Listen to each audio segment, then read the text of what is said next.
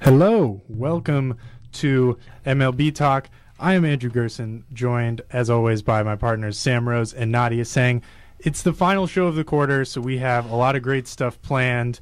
Of course, if you want to call us or anything like that, we would love to hear your voice, and you can call us at 310-794-9348.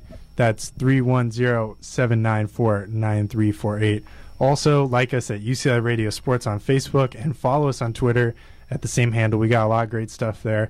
And today we're doing something really cool. We actually have some cameras inside the studio, and we are filming this. So later... Shout out to Jameson and Ed. Yes, thank you guys so much. It's been great, and I'm really excited to have these cameras staring at us. I think it's going to be awesome.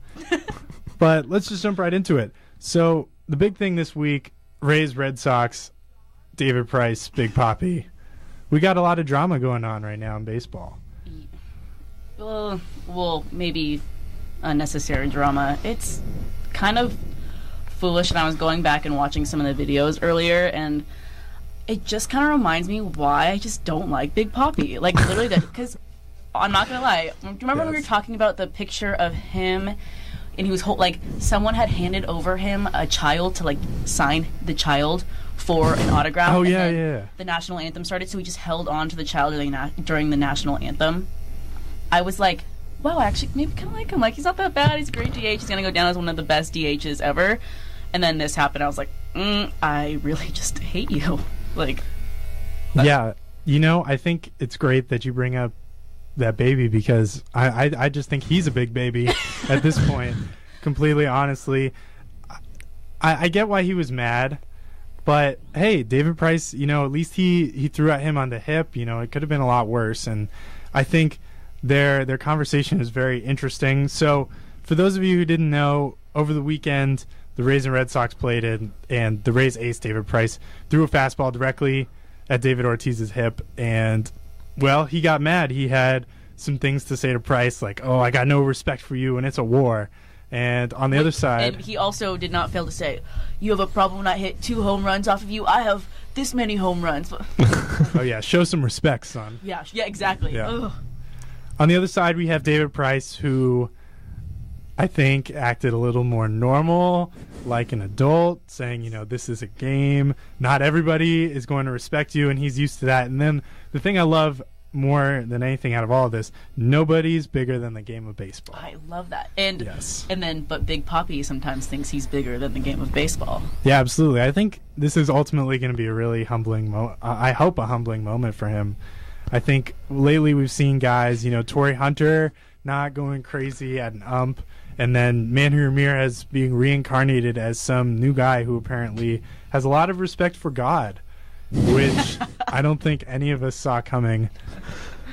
I'm pretty sure he had respect for God when he was injecting steroids too, because I'm pretty sure he thanked him when he got suspended. But then Manny Ramirez is kind of like that. The theme is like Boston that we're talking about. So Manny, David Ortiz, there's something going on in that clubhouse with beer and God maybe, and chicken. Yeah, chicken is the critical component. Definitely chicken. So at the end of the day, do you guys feel like Big Papi is over dramatizing this? Well, I feel like part of Big Papi's persona is that he's a little bit bigger than bigger than himself. I don't know if you can say that, but bigger than his personality. And so I thought it was, I didn't really read into it a lot, but I kind of feel like Big Papi thinks he deserves a little bit more respect, and he does. He's one of the game's best players, and he's been that for a long time. And David Price, I'm not going to say David Price is a rookie, but he's definitely been in the league less than David Ortiz has. And so I think in David Ortiz's mind, he is not up to the same standards that Big Papi is. Does that make sense? Yeah, I guess. It doesn't make sense, but does it make sense logically? I don't know. I feel like David Price is a guy who won a Cy Young, and I feel like he's showing David Ortiz that it does, it doesn't matter if you're a star. If you act like a jerk towards other players, especially a pitcher, he's just going to plunk you. He doesn't care. Yeah, but I wouldn't have minded if Big Papi was, voicing his concern about not, how inappropriate that the pitch was. But he used it as a platform to insert his own personal feats, and that's the part that bothered me. And yeah, I would be bothered too if I was Big Papi, but I really love the way David Price handled it. that no one is bigger than baseball line, like, that was a great line. I'm not going to lie. So we'll see. I don't know. It reminds me of 2010 when Alex Rodriguez walked over the mound and Dallas Braden sort of just lost it, and he's like, what are you doing? Like, I own this. This is my mound. You can't walk here. I don't care if you're A-Rod or anything. So I felt, I don't know, do you guys like that aspect of the sport? It's really died out, but there used to be brawls, and I was reading earlier today that there was this guy who hit a home run off a pitcher, and the pitcher didn't like the way he sort of stared at the ball. So then 4 years later, it's batting practice, and they're on the same team, and the pitcher just plunks this guy, and he's like, what was that for? And he's like, 4 years ago. And it's like, okay, we're even. But at least they were just able to say, all right, we traded some blows, and now we can move on. I think now baseball's unwritten rules, while they've like definitely sort of scaled down, I think people definitely complain more about them. And we saw the way things happen with Carlos Gomez is sort of, I guess, the other side of this, where it can get really nasty. I mean, at least here they're just using words, so there's that. But then I think later in this game, Brandon Workman, who I love his last name. I feel like he is just the standard for, let's just bring some random guy in who can throw a baseball, and he'll be a part of our team. Anyway, so he threw behind Evan Longoria's head and then gets suspended for 6 games. Now, I feel like Brandon Workman's a starter sort of right now, so that means a start. Do you guys feel like that was the right thing for Major League Baseball to do, or did they really just do something to say, okay, we have to hand out a suspension, but we can't really do it to the other players? Yeah, they just took an auxiliary player almost. I mean, yes, he was involved a little bit, but they kind of took a name that was like enough to like make a statement, but not enough to make a huge statement. Like, if they suspended David Price, that would have been a huge deal, but they suspended the opposing starter. I mean, I don't really agree with it. If you're going to make that suspension, I really don't think that it should be the person who instigated it, but I don't know. I never agree with these like suspension rules, post brawls, post being hit, post whatever. They're always arbitrary. I mean, they really are always arbitrary. Like, people get different levels of punishment based on how they perceive that they're involved in, but like, nobody can hear what's being said on the field, and like, what they only look at like who gets punched and who throws punches, and then that's what they base their decision on. So we'll just wait until Bud Selig's gone, and then we can change everything. I sort of love we can change everything. Let's do us it. Three will personally change I'm down. We can put in a collective vote for commissioner. Yeah. Why not? We know what's up. We probably know more than Bud Selig does. Definitely. Yeah. Not a doubt. But I sort of love Big Papi's reaction to this suspension, which was like, oh, this is so wrong. It's so bad. David Price started it. He started it. He should get suspended. It's like, oh, geez, we're just pointing fingers at blaming now, huh? He started it? Okay, that's really mature. I think, I don't know, maybe there needs to be a better warning system, because sort of the way things happened after Price sort of plunked Ortiz was weird. I don't know. Everyone knew it was intentional, and then all that happens is a warning, and then later it doesn't matter until someone throws behind somebody who the people who weren't even related to the main fight. It's bizarre. Yeah. And I agree. Well, I guess that's why 3 Red Sox coaches were ejected in one thing. I really wish I'd gone back and seen that. That would be great. Because I know John Farrell's really been losing his lid lately, just getting ejected a lot. But do you blame him? No, I think I don't know who to blame. I feel like the way the policing, the whole system needs to be blamed for this entire thing. I mean, if someone throws intentionally at somebody, and you know it's intentional, and everyone knows it's intentional, and the pitcher admits it's intentional, shouldn't something be done about that? It's just, it's wrong. And I'm on your side. They really need to find a better way to handle this, and it totally comes. And I hate that it's not like, I need it to be more black and white, because there's a gray area of like big names, and but these big names are exempt from suspensions. What is that? Is that person on your fantasy team? Is that why you don't want them to be suspended for a game? Like, I don't know. It's just ridiculous. I bet that that has been a reason for someone not getting suspended before. Like a big pull as to why I wouldn't give them a suspension. I don't know if I could go through with it morally. Other people could go through with it clearly, but we'll see. Well, I think that just totally shows how there's a gray area, and it doesn't really seem like that's being very effective. But I think more important than all this has created a real big fuss about 2 teams that are at the bottom of the division. But I think that's why. I think because they are at the bottom, they are so frustrated. They are two teams that last year were at the top, and that people were expecting to be at least towards the the AL East is a whole other conversation, but who typically should be towards the top and just... I think it meant something different to Tampa Bay and to Boston, because Boston's been on a pretty good streak in the last week plus. Well, net gain is still negative. Yeah, net gain is still negative. Lose 10, win 7. You lose 10, you win 7. You're probably feeling a little bit better about yourself than Tampa Bay, who's lost 7. So Tampa Bay is probably trying to stick up for their, I don't know what you want to call it, if there's pride in baseball and playing baseball games. But Boston's still, they're 6.5 games out. It's super early. They're still not out of it. And after losing 10, it's pretty... You have to give them credit for not just giving up, because that's something Boston has done in the past. And so I think this could be a launching point for the rest of their season, and for Tampa Bay it wasn't necessarily that.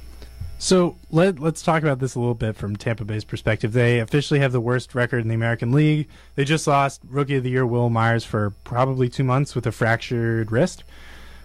What do you guys think they should do? I feel like this team has sort of a Giants-esque thing where they do really great and then the next year they're very bad, and it just seems already like the team has suffered too many injuries, and now some sort of they're in some kind of mental funk.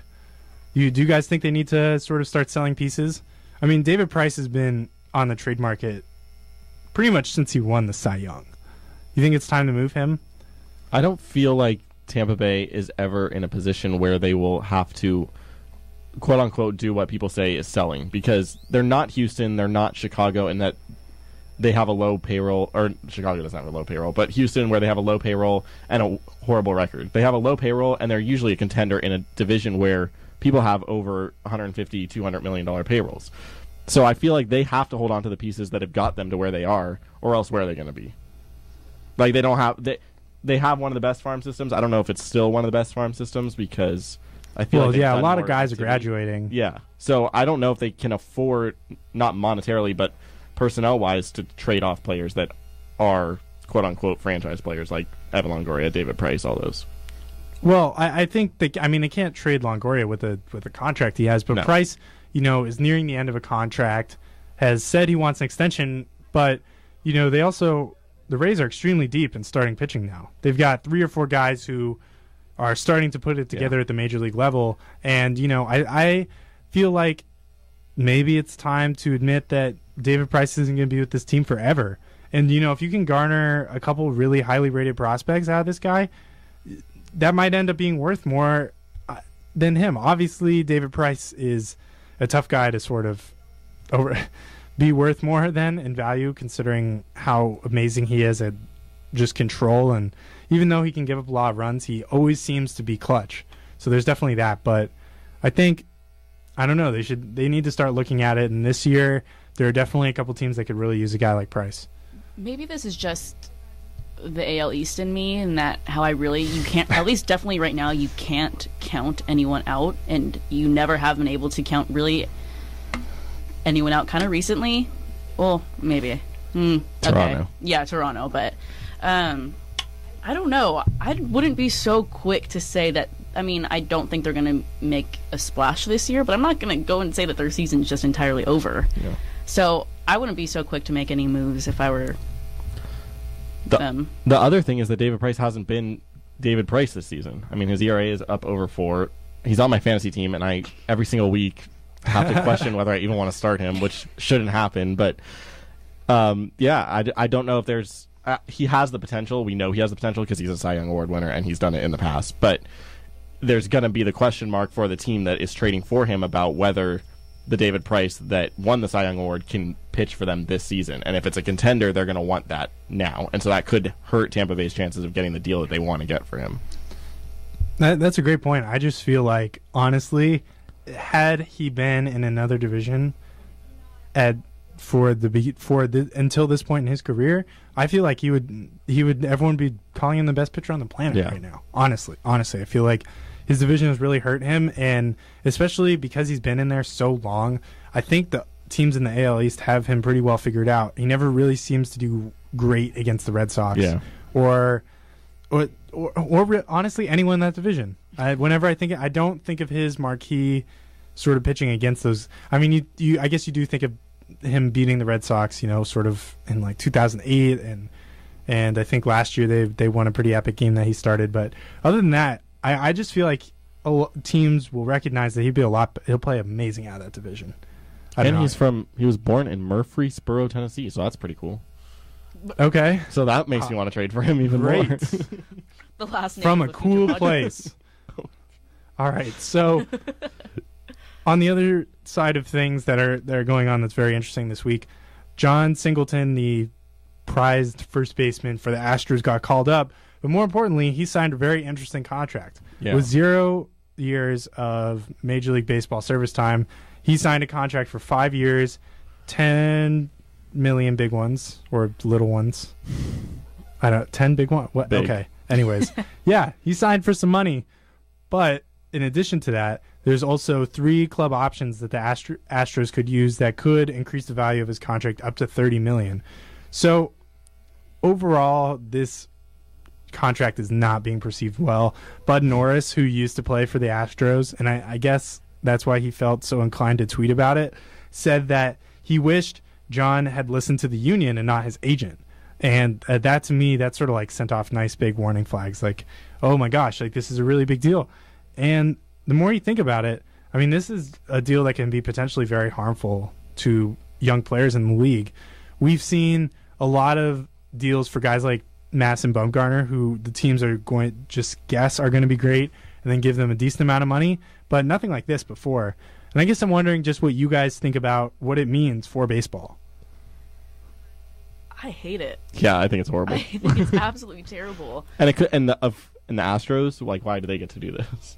Yeah, right? Of all the teams, why are the Astros entitled to do that? Yeah. That's a really good point. Because they are the Astros, that they're trying to lock up a guy who has promise, because they don't have a lot of that otherwise. So I think that's why they did go for this. But I just don't like the fact that guys who have not spent any time in the major leagues are being subjected to these kinds of contracts, and that's just like the business side of it. I really hate that younger players who are still growing and maturing and are going to make tons of decisions later on in life are making decisions like signing this kind of contract before they've ever played a major league game. Sam? I agree. I mean, it's different when you have like the free agent or like draft signings where they get money from the draft. That obviously makes sense because they've shown they're good in either high school or college. To sign this kind of contract that's guaranteed for, what is it, 5 years? 5 years, and you've never stepped foot on a major league field makes no sense. And it's gonna, like, does that up? This is a question. Does that up contracts in the future, or does that hurt the younger players? I feel like that's gonna make, like, if I'm a minor leaguer, I'm like, yeah, I can make this much amount of money before I even get called up, or like the day I do get called up. That's great. But depending on how he does over these next 5 years is going to be a huge indicator as how people are going to handle these kinds of situations in the future. Yeah, so I mean, Jon Singleton could hypothetically become a Hall of Fame player and then till age 30 only make $30 million and then become a free agent. Right. That's a hypothetical scenario. I think it's a complicated thing because your initial reaction is kind of, it's like, okay, well, it doesn't really affect me. I think, however, it's really great for baseball teams on the larger scale. I think this sort of deal is gonna like create a lot more parity in the league, just because you have teams now, they're not gonna lose there's a chance they might not lose their superstars in their prime years, which is something that we see happen all the time. Everyone's constant fear is, oh my God, best player on the team's going straight to the Yankees. Now that fear becomes reduced. However, it's absolutely horrible for up and coming players.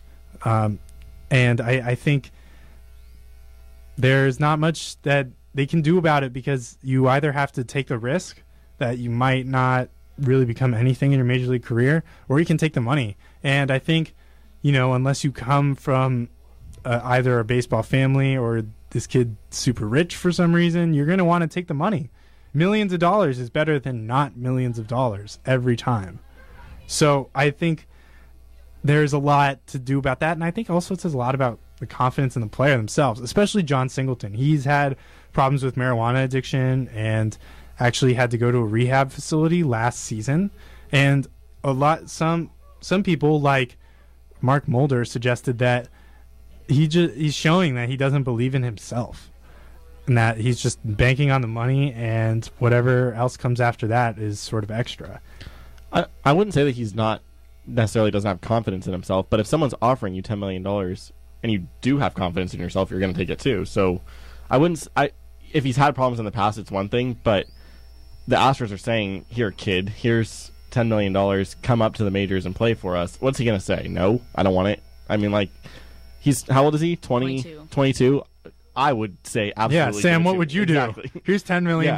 Yeah, I'm not going to say no. So I feel like he was stuck because they're offering it to him. I don't know if he asked for it. I'm sure he didn't. I'm sure he didn't. Yeah. Maybe whatever his agent had to do with it, we don't really know yet. Or will we ever know? Who knows? But I think this is like a really, on the Astros part of things, they locked up a player that, like I said, had a lot of promise. So, like you said, great for the leagues. I think you really need why would we be on the side of these teams who are worth all of this money when we need to be siding with the players who don't have a lot of money and are just starting their careers? So it's just a little ridiculous to me. And I feel like the Astros kind of took advantage of it. Like, if we want to look at it that way, because exactly, how are you going to say no? I would say yes. Yeah, even me if too. It is the Astros, Me too. I'm going to say yes. I don't. And as much God-given baseball ability as I have, I'm going to go ahead and take the money. Yeah. And it's not like okay, let's just say he gets hurt. So now you're paying him $30 million over 5 years. How is that any worse than these players that are making hundreds of $millions a year get hurt and they still have to pay them? I mean, I would want the financial security if I'm going to be hurt. Yeah, definitely. I mean, I'd rather pay Matt Matt that's Kemp part of what less. I'm saying is, you feel some security that you don't have to necessarily perform. And I wonder if that's really going to impact his career, because he knows that if he plays well, he's not going to be a free agent until he's 30. He's not going to have an opportunity to make the big dollars until he's 30. But on the other side, he's like, well, if things don't work out, at least I made these $10 million, or maybe 13 or 15, like depending on what option years they pick up. So he's also in a horrible situation that he plays for the Astros. Yeah, definitely. That too. You could play well and no one will know who you Astros are. first baseman before today were hitting 181 as a group with like an OPS of like .56. That's awful. Which is like literally that's Still pitcher sad. that's pitcher status. I don't even. Like, it's not even like funny. It's the sad. Astros would have just as much success letting their pitchers play first base. That's so sad. I mean, But yet Tampa Bay has a worse record than them. Yeah, that's why I can't believe all of this is Tampa Bay is that bad. So, all right, I think now would be a really great time to take a break. When we come back, we're going to talk about 50 Cent's first pitch, which we have to get to. Yes. We're going to get to That's So Padres, Tweet of the Week, and much more. This is UCLA Radio, and you are listening to MLB Talk.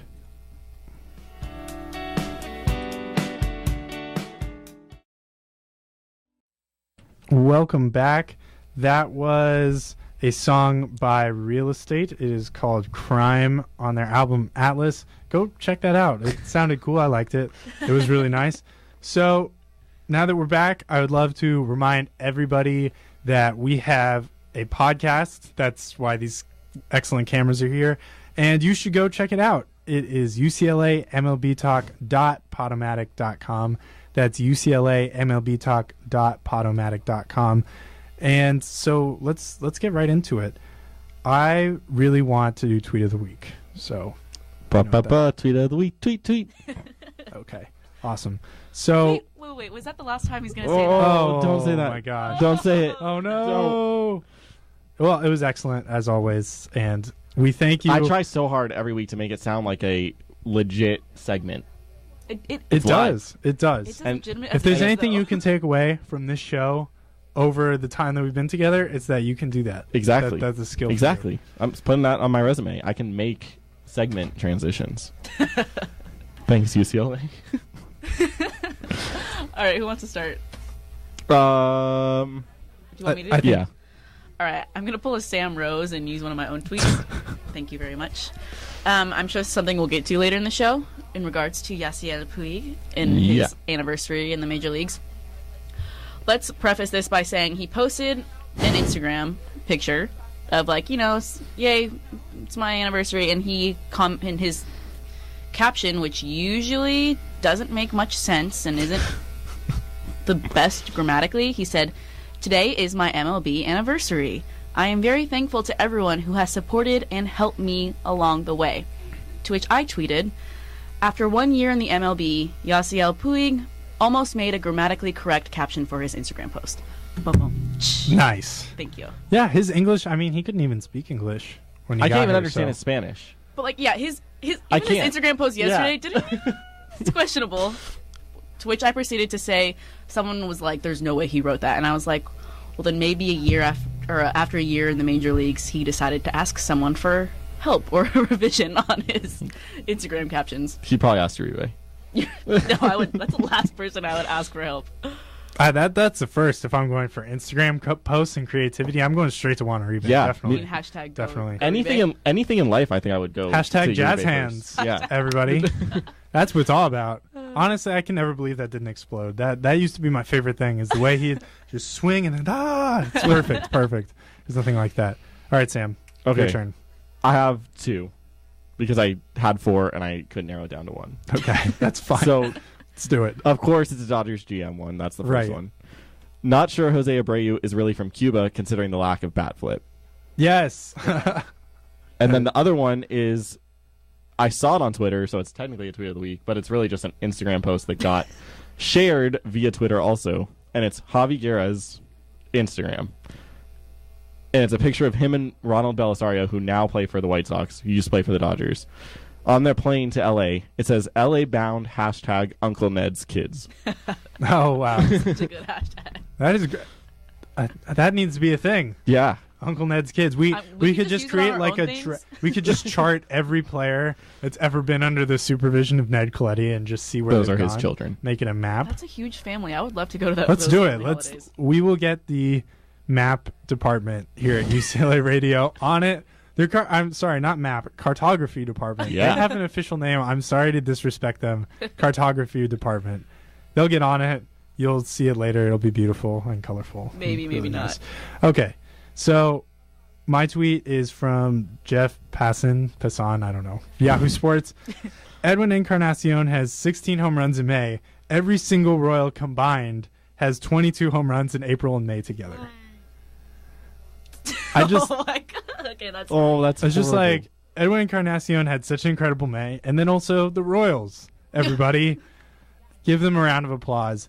I never thought that when I picked them, they wouldn't be the worst team in the league, but they would be the most painful to watch by a long shot. Every time we've mentioned the Royals on the show, it's been how bad they are, how they can't hit home runs, how they make basic mistakes.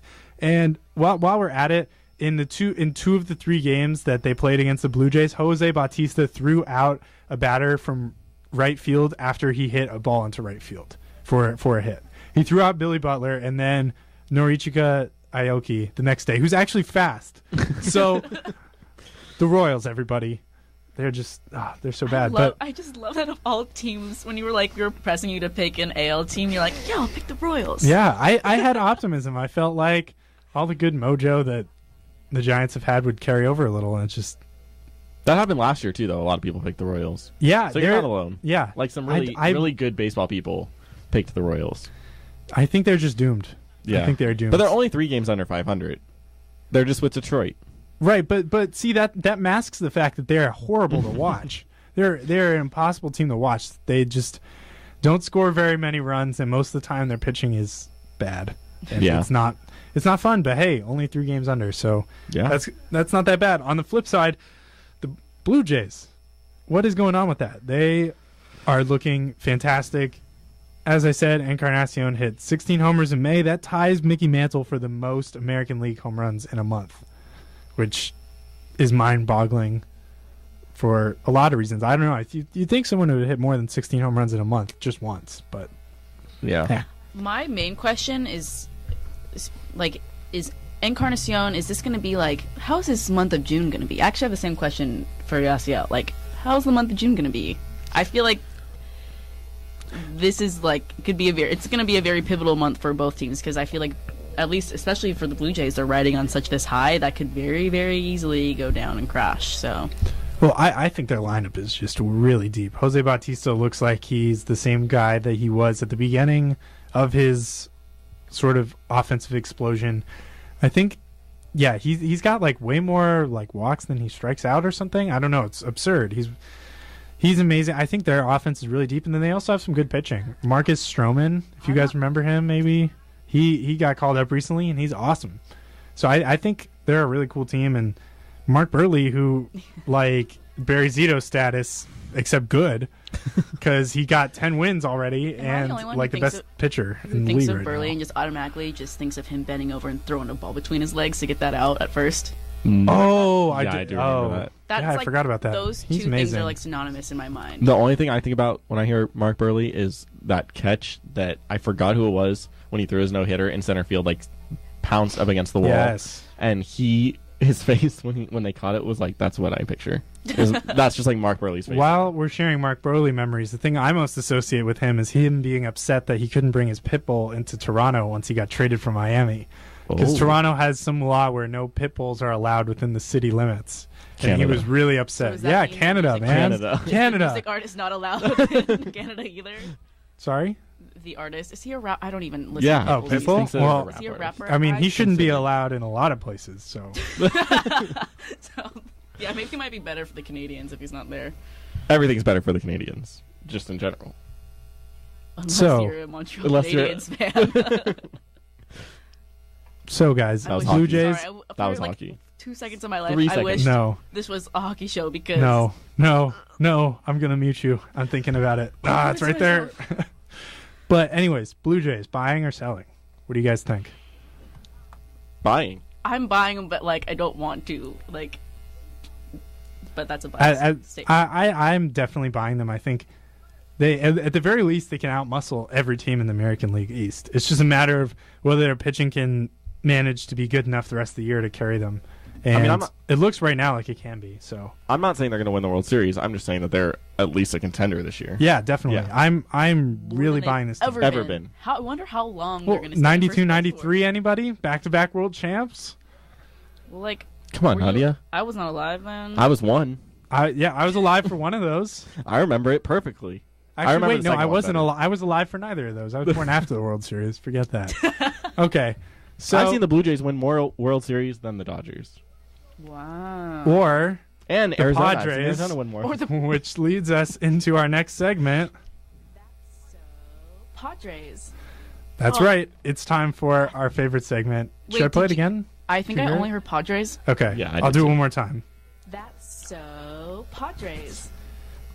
I'm so happy I have that saved And I'm permanently. happy that we have a camera here to see. Yes. Like, I actually am not saying that like it's a thing. Proof that it's a recording. That's true. You'll be Okay. able to have a That's So Padres segment here at UCLA Radio way past when Nadia. Yeah, I'll pass this liner down from It's like the sports torch. department to sports the department. MLB Yeah, talk yeah, torch. Yeah, definitely. That's so Padres soundbite. Oh god. If there's at least one thing we can leave at this school in our legacy, it needs to be that liner. I would be honored. Great. Okay, so let's actually get to the segment.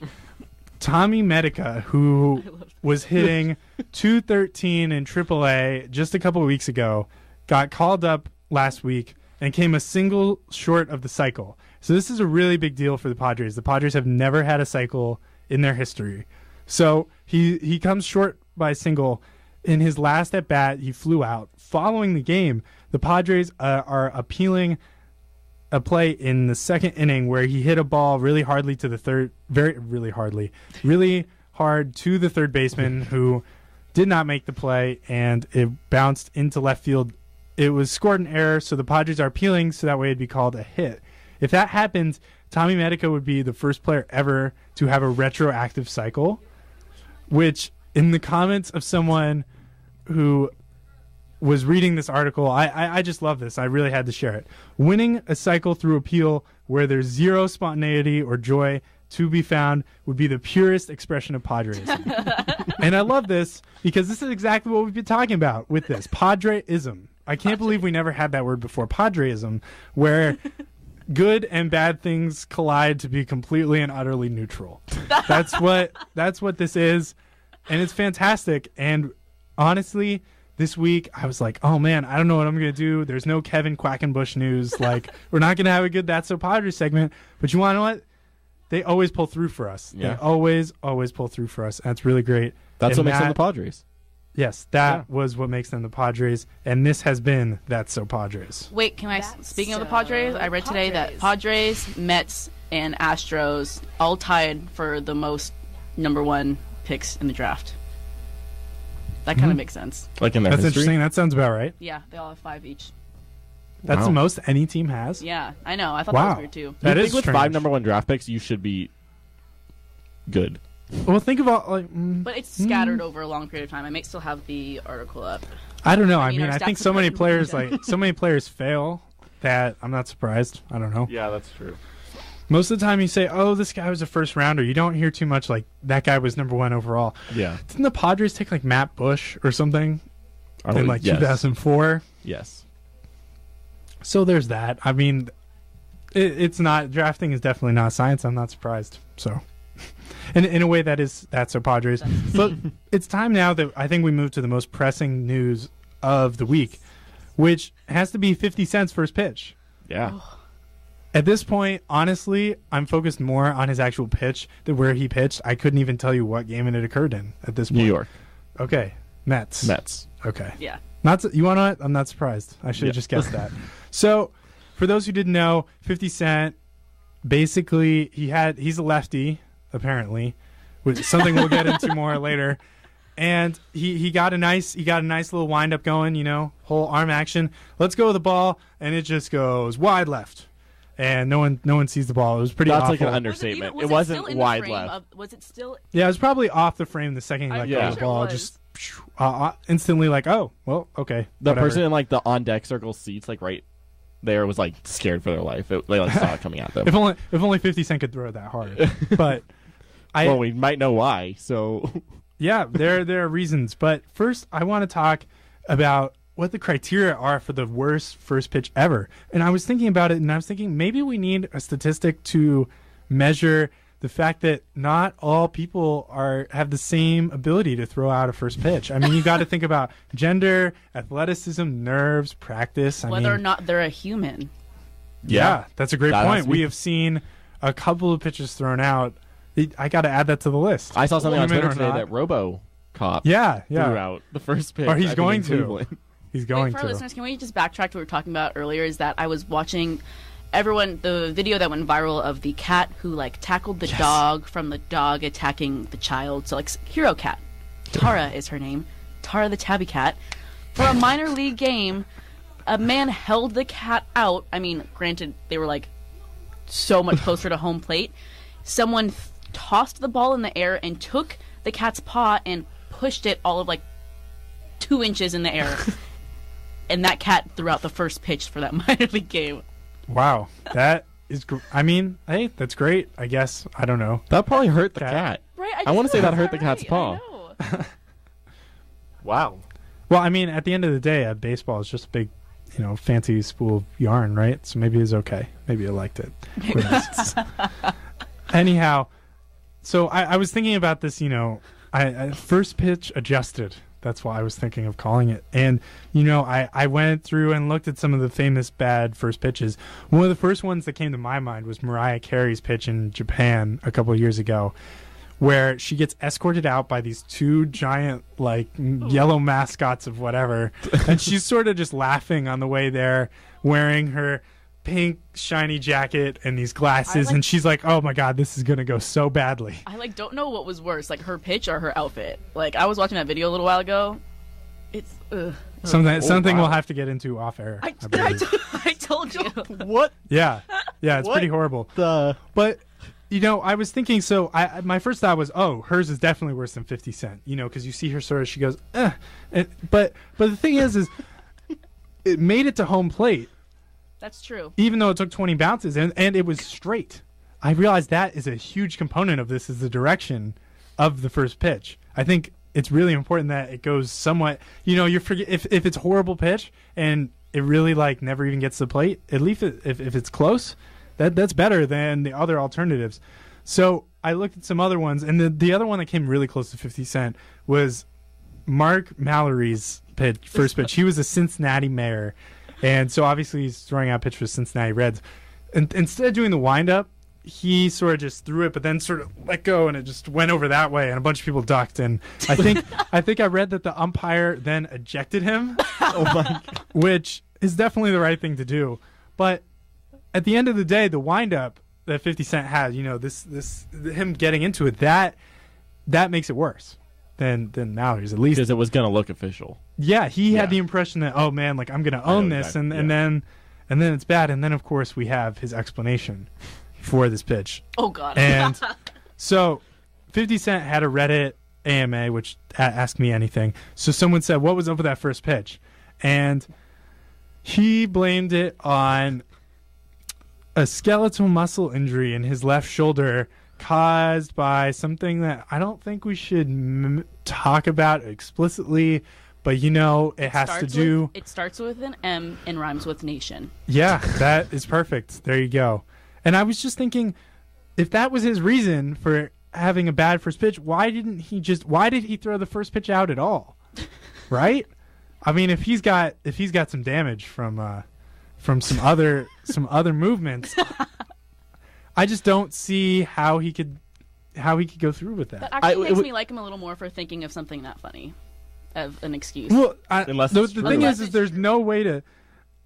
There is just no way to know. Like, did he have ha-ha or like a no? winky Well, face so he emoji or said. anything So like after that? he said that, after he said like, "Oh, this is what happened," he said, "So take it easy, lol."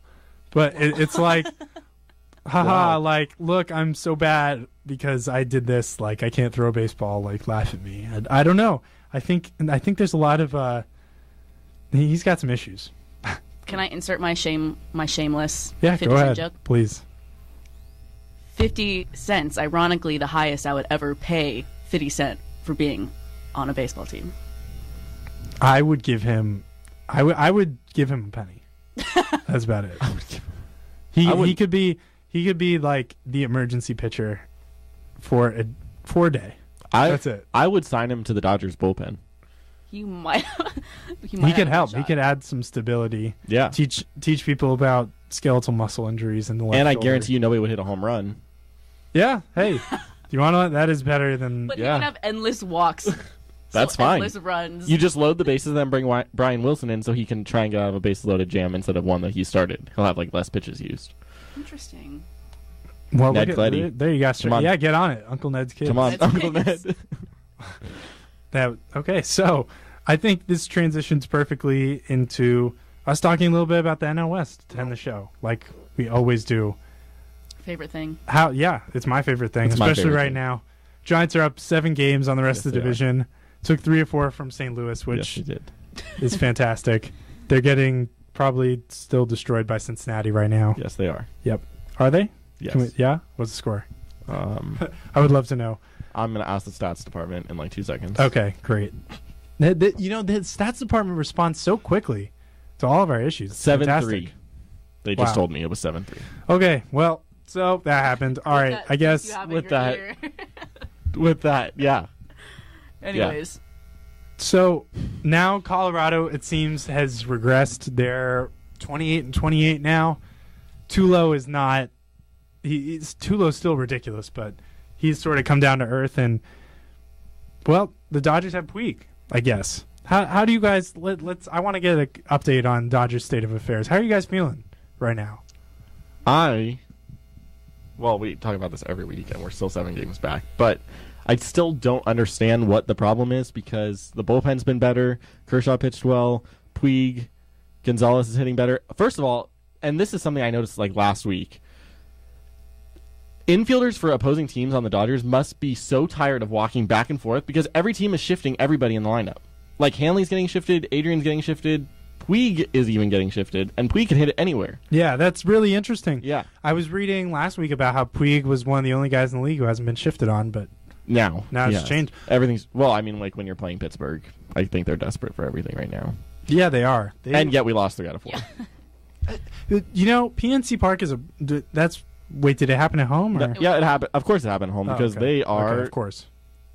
13-17 at home Wow, what's up with that? and 18-11 on the road.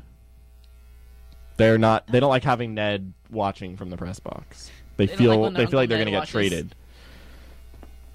All right. I think, well, beyond like how I'm feeling about the Dodgers situation, can we just talk about like this left fielder Matt Kemp stuff? Because Yeah.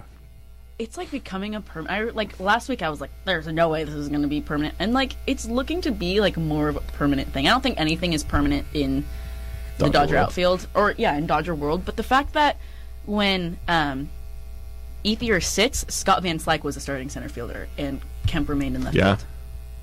Wait, I want to Yeah. see Scott Van Slyke play center field. I think That he sounds did fine. great. Yeah, he did fine. Yeah, and I love seeing him out there. I like seeing him at the plate even better. But yeah, I still like this is a permanent thing. Well, I think he's just going to get more comfortable, and I don't know. It's okay. I guess what they want to do is just limit his potential for errors, and he seems to be really wild out there in the field right now. So it makes sense to me. Yeah, but I feel like it's just like such a knock on your confidence to be a center fielder your entire career for the most part, and then just whisked away to left field. Not that it's not an equally important position. I'm just saying. I think the bigger part about your self-confidence would be that you used to hit 330 and 30 home runs, and now you hit 220 and none, except for 2 in one game, maybe. Hey, guys, do you guys want Matt Kemp? He's on my fantasy team. I'll give him to you. I would love. Why? But wait, that's right. I forgot. I gave you Matt Kemp. And that trade's not really working out that great for you either. So Oh, I know. But I'm not the one trying to. I'm not the one trying to ask you to take him back.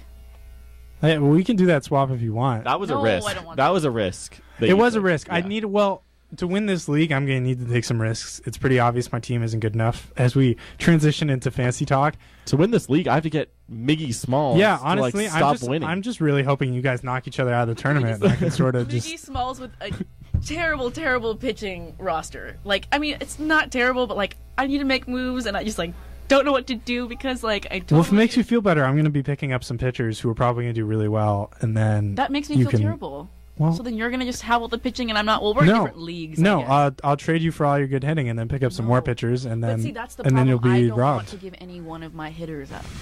Like, Well, yeah, that's what it's going to take. They're like your kids. they are like my kids. Nadia Tseng's kids. Oh, you got that emotional attachment going on. You That's a can't do problem.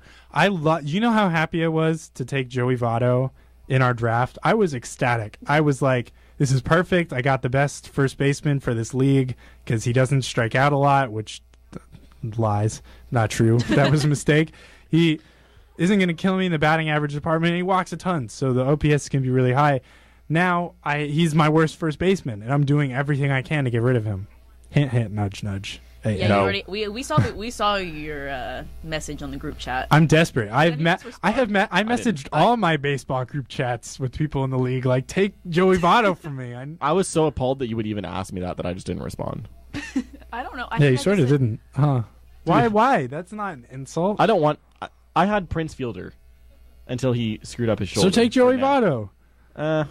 Let me see who my fantasy first. You baseman is. definitely want it. Actually, And I'm gonna by ask the my way, personal I'm assistant really to happy. see who it is. I'm really happy I decided to keep Verlander while we're on it.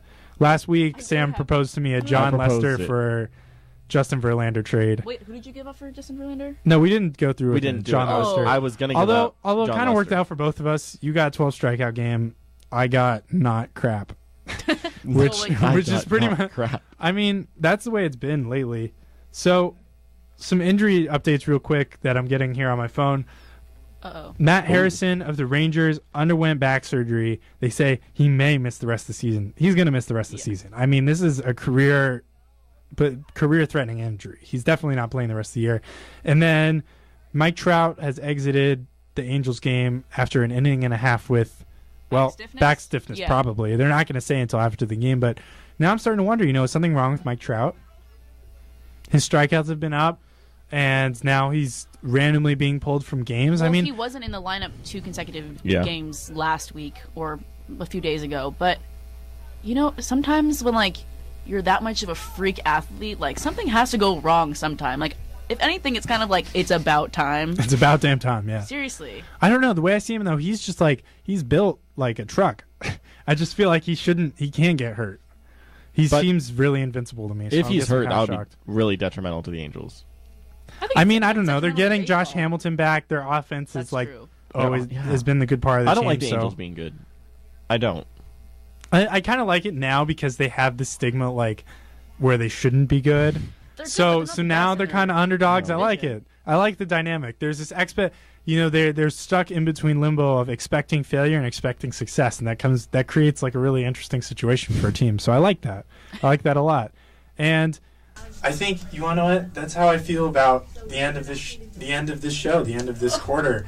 I am really honored to have worked with you guys for the past year. It's been awesome. We've had a really great time here, and I feel like we have really stepped up our game. What are we going to do? It's fantastic. What am I going to do on Tuesdays from 5 to 6 now? It's gonna be awful. The feels. It's so many feels. And of course, I want to make special note that that Sam is graduating and moving on to bigger and better things, and you have been really fantastic and just made this really great for me, and I really appreciate that, and I hope you come back, and we will try to continue the show as best we can in the future. Yeah, definitely. I was lucky enough to get to work with like a bunch of the same people for all 2 years, which was in music you don't really get to do that because there's too many people. So that's why the sports department's like pretty awesome, because we all do our shows and then they continue over like quarter to quarter. And I was lucky enough for that to happen. And I'm thrilled that I'm graduating, but obviously there's gonna be a lot of stuff that I'm gonna miss about UCLA and being here. And who else am I supposed to show my stupid pictures of things to when like Andrew doesn't know what we're laughing about, but like we know? Well, we of course extend an open invitation to you in the future. Yeah. And definitely hope you come back. And thanks so much to all of our listeners for sticking with us through the thick and thin. It's been a real great time, and I'm definitely looking forward to coming back in the next school year with more passion and more baseball for you guys. So thank you so much for just being really great supportive audience. So this is UCLA Radio. You have been listening to MLB Talk, and thank you for swinging by.